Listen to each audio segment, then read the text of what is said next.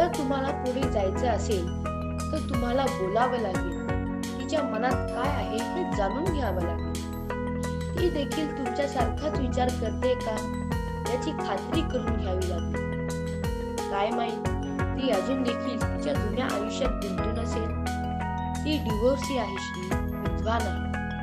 म्हणजे तिचा जो कोणी नवरा असेल त्यांच्यातील दुराव्याचं कारण समजून घेतलं पाहिजे.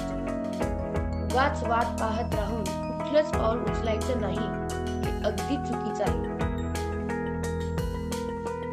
स्मिता, मी मागील काही दिवसांपासून तुझ्यात गुंतत चाललोय आणि मला असं वाटतंय आपण पुढे जायला पाहिजे.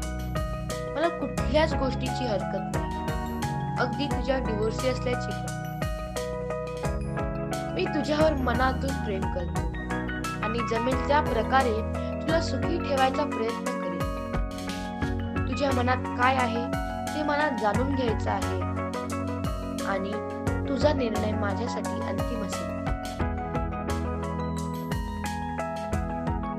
एखादी नदी तिच्या स्रोतापासून निघाल्यावर मागे वळून पाहत नाही. छोट्याशा त्या प्रवाहाला अनेक झरे येऊन मिळतात आणि समुद्रात विलीन होण्यापूर्वी त्या प्रवाहाचे एक विशाल रूप पाहावयास मिळते.